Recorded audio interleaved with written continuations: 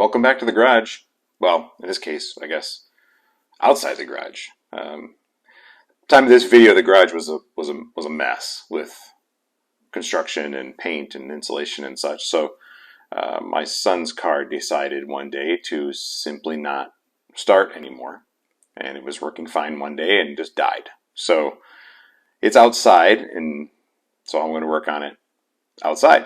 See if we can get this thing back on the road.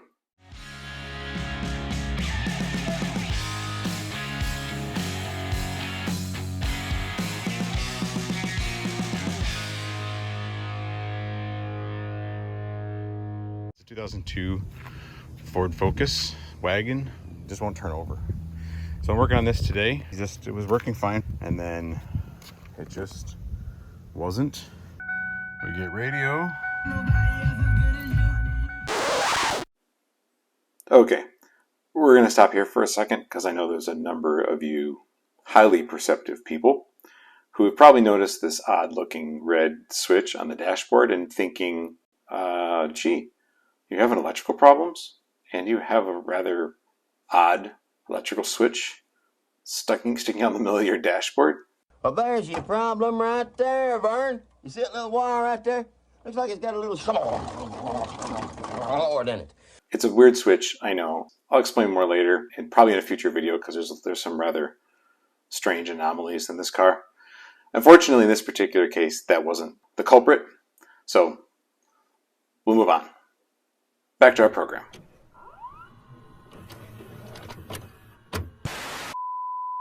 Nothing. No tick. We had already replaced the starter in this because this was happening before, and then we found out it was really a corroded battery terminal. And we had some leakage.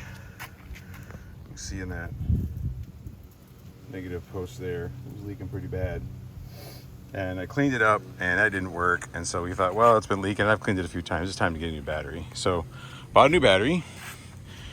So new battery, new terminals, still nothing. The starter was replaced, but honestly, it was replaced with a Rock Auto buy. It wasn't the high-end starter. It was a cheap one. He didn't have a whole lot of money to spend on it. And unfortunately, we did get rid of the old one as a core, and probably the old one was fine. So we don't have that one to put back in. I have this little remote starter switch, and you hook one end of this up. I'll show you. We'll get in there and I'll show you a bit. It's got two wires to it. One goes to your positive on your battery. The other goes to the terminal, not where the positive connects in, but there's a small little post. And you just pull this little trigger, and it will turn the starter over. And that should tell us if we've got a functional starter. If it doesn't turn over, then the starter's probably bad, which is a bummer. If it does, well, now we have all kinds of other fun stuff to figure out, because then it's some weird electrical gremlin. This car does get parked outside, fortunately for him, so hopefully we don't have any critters who have made their way in. Starter is way down in here. I don't even know if I can get you in there with a camera. No, this is how fun these are. You just can't see it. Way back down there. I don't know if you could tell, but behind that greasy post there. You really can only get to it from underneath. There's no way a human can get their hand down in there. Here we are under. This is the back side of the starter. We've got to go actually right around the back side of the starter. The post we want to get to, you can't even see it. You actually have to do it by feel. And I'd love to show you how to do that, but I don't think I can get a camera in there. Maybe I'll get a picture of a starter and kind of show you there. And I still can't do it one-handed. So this is our connector. We're going to connect up there. Alright, so there you can see the wire kind of looping around. One of the things I forgot to mention before I got started on this was I disconnect the battery terminal. You should always disconnect the battery terminal. I know that people say that, and people are like, yeah, it's not a big deal. And most of the time, it's probably not. But there's a lot of voltage going to that starter, and you're farting around with connections, and you touch two posts together, and sparks fly. So I disconnect the negative terminal first before I go messing around down there. So now that we're hooked up down there, I'll reconnect this. My garage is being built out still. So the last video is a mess, and everything's on a trailer and stored away, and so all my tools are packed away. All right, we'll connect here. our starter switch, and we'll see what happens. So the starter's working. It's turning over. It's odd that it's not starting. Well, that's fun. So we have other issues, but the starter is not the issue. Something in, I'm guessing, I'm truly guessing now, like I said, don't know everything. Keys on, not getting fuel, not getting spark. Could be an ignition switch, could be a lot of things at this point, which is always fun tracking down these electrical problems. But there's some kind of electrical gremlin in here. I'm gonna give you guys an idea how you test a starter here in the car and under load. Because you can take it to AutoZone and they'll test it, but they can't test it under load. And sometimes, although it's rare, a starter will spin on a bench, but not in a car. And in this case, that's not true. Starter's just fine. We learned it wasn't the battery, and it wasn't the terminals. I've cleaned these terminals up again, these little connectors. It wasn't those. We've verified it's not the starter. It's gotta be something in electrical, maybe something in ECM. One of the things that's fairly common in these foci? What's plural for focus? Anyway, is the neutral control switch. So the car keeps the car from trying to start when it's in drive or reverse or whatever, right? So it'll only let you start it when it's in neutral or park. And from what I've read, I don't know a lot about these cars, honestly. I'm more of a Chevy guy than a Ford guy, but from what I've read, that's a fairly common issue. So a new switch here is a plug that goes in the back side, and this is the sensor, and just sort of bolts up like that onto the transmission and detects what gear you're in. So we're gonna see how you get this thing off. I've never done this, and everything on this car is so far that I've done a lot of work on this car that precedes this channel, and so far everything on this car has been the hardest thing I've ever done on a car. Well, I'll be darned. I guess I should say things are stupid hard before I get into them every time, because then maybe it's like a reverse jinx, because this is, it's just right there. Like, I got my whole giant meat hook in there. So that's not so bad. So it looks like there's bolt there, one in the middle that is the lever.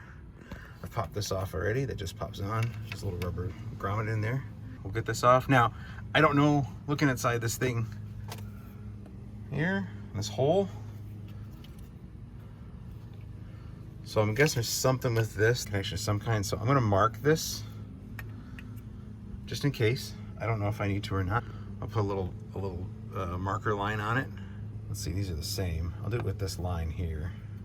I'll mark a line with that line right there on the plastic. So I know if I have to realign this, I have a mark to go on. I don't know that I do, but you hate to get it off and find out.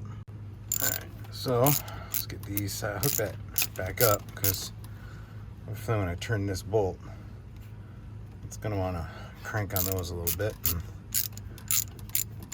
I'm not sure what's going on inside. I wanna make sure that that's not gonna break anything.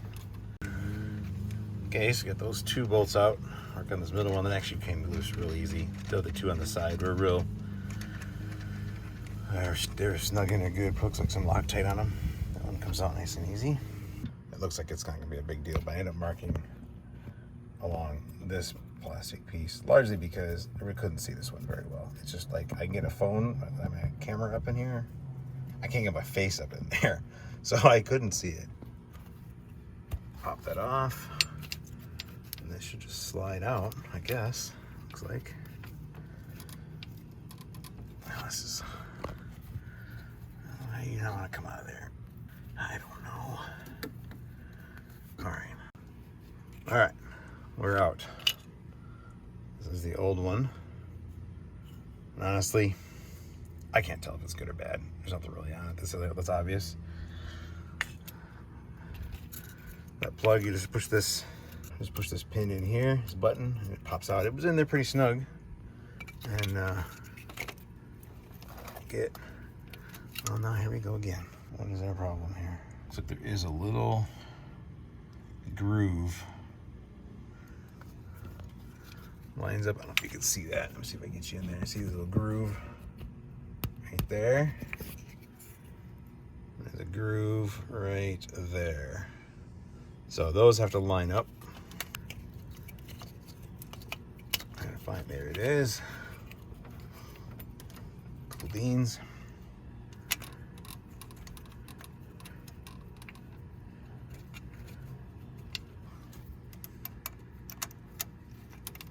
I'm just gonna kind of finger tighten these for right now, just to make sure everybody's where they want to be.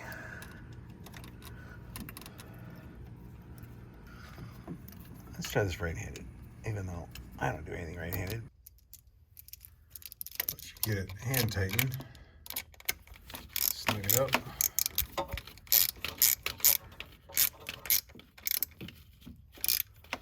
Just want to make sure that everything's, where it's supposed to be. Screws or the bolts are threaded in right. You don't want to get one side super tight and then the other side doesn't line up just right. So gotta keep them a little loose. Switch to the 10mm here. Get this other one bolted on, screw down tight, there you go. Yeah, see how that wanted to move when you tighten it? So it's gonna want to rotate on you. That way that linkage keeps it in place a little bit. So keep that, we'll put that back on first. And put the plug back on. Get it snug down there and good and tight. Here, click. All right, we're reinstalled. So now we're gonna go back up and turn the key and see what happens. I said before, I'm just kind of a big dumb animal, and I forgot to turn the key off in the car yesterday, so the battery's dead. So we're jumping it. So now we'll give it a try. Let's turn the key. Success. Well, we'll get this put back together, get it off the box. We're good to go. Well, that's all for now. See, a little bit of troubleshooting, and a little bit of Googling, honest, and a little bit of work. And we got this car back on the road. Unfortunately, the saga of this car continues. If you recall from the installation paint video, this car was back in the garage. Anyway, hit the like, the subscribe, the little bell down there. We'd appreciate it. We'll see you next time here at Rhino's Garage.